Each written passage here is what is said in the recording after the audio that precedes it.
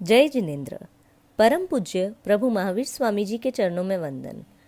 बड़ी साधु वंदना गाथा 14 भाग 3 चित्त मुनि जी की कथा। उत्तराध्ययन सूत्र के 13वें अध्ययन में चित्त मुनि जी के विषय में बताया गया है, जिन्होंने हरिकेशी बल मुनि जी की तरह ही चांडाल कुल में जन्म तो लिया, लेकिन धर्म साधना करके स्वयं का कल्याण कर लिया। चित्त और संभूति दोनों भाई 5 भवों तक साथ ही जन्मे। कुल मत के कारण 5वें भव में दोनों का जन्म भूतदत्त चांडाल के यहाँ पुत्र रूप में हुआ। भूतदत्त राज्य का सेवक था। एक दिन राजा ने उसे अपराध के दंड के रूप में नमूची नाम के मंत्री का वध करने के लिए कहा, लेकिन चित्त और संभूति को शिक्षा और विद्याओं में निपुण बनाने की बात करके नमूची ने अपने प्राण बचा लिए। भूतदत्त ने उसे गुप्त रूप से अपने घर पर ही रख लिया। समय बीतता गया। बालक गायन आदि कई विद्याओं में निपुण बने, लेकिन एक दिन वासना के कारण नमूची ने भूतदत्त की पत्नी को ही शिकार बनाया। इससे क्रोधित होकर भूतदत्त ने उसका अंत कर देने का निश्चय किया, लेकिन इस बार फिर से वह बच गया।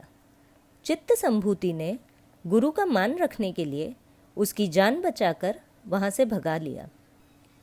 वहाँ से भागकर नमूची हस्तिनापुर पहुँच गया और सनत कुमार चक्रवर्ती जी के यहाँ मंत्री बन गया।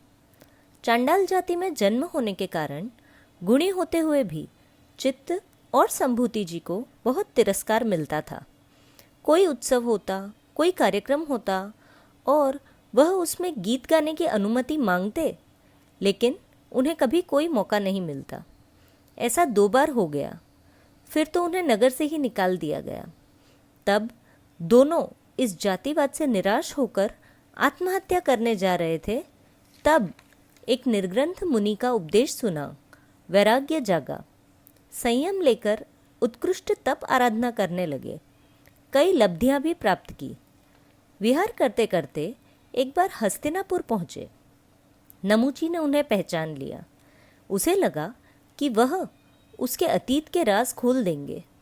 उसने दोनों को बहुत परेशान करना शुरू कर दिया।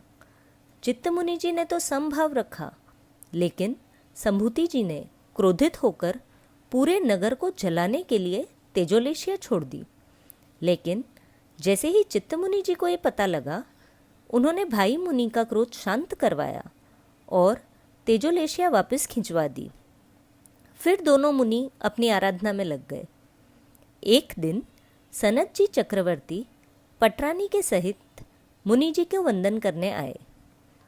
जब पटरानी वंदन कर रही थी, तब उनके केश संभूति मुनि जी को जरा सा छू गए। संभूति मुनि जी का कषाय उदय में आ गया। मन के भीतर हलचल हो गई। इतना सा निमित्त मिला और उन्होंने इच्छा कर ली कि अब तक जितने भी तप किए हैं, उनके बदली में उन्हें ऐसा ही एक चक्रवर्ती जन्म मिले। चित्त मुनि जी के समझाने पर भी कोई असर नहीं हुआ। संभूति जी ने निदान का पश्चाताप भी नहीं किया। दोनों काल करके देव बने। पुरीमताल नगर के विशाल सेठ के कुल में चित्त का जन्म हुआ। धर्म श्रवण करके उन्होंने प्रवज्ञा धारण कर ली। पूर्व भव में उनके सगे भाई संभूत का जीव कंपिलपुर नगरी में चुलनी रानी के यहाँ ब्रह्मदत्त चक्रवर्ती के रूप में उत्पन्न हुआ। किसी दिन चित्त मुनि जी का कंपिलपुर नगरी में पधारना हुआ। दोनों का मिलन हुआ।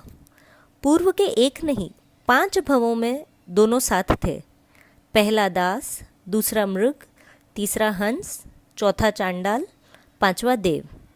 सिर्फ इस 6ठे भव में दोनों अलग अलग एक चक्रवर्ती और एक सेठ पुत्र के रूप में जन्मे थे।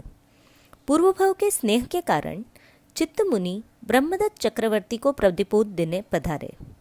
उन्हें संसार की असारता समझाने की बहुत कोशिश की, लेकिन उन पर उसका असर न हुआ। उपदेश को न समझने और काम भोगों को न छोड़ने के कारण ब्रह्मदत्त चक्रवर्ती मरकर 7वीं नरक में उत्पन्न हुए और उत्कृष्ट चरित्र और तप का पालन करने से चित्त मुनि जी सर्वश्रेष्ठ सिद्धगति अर्थात मोक्ष को प्राप्त हुए। धन्यवाद।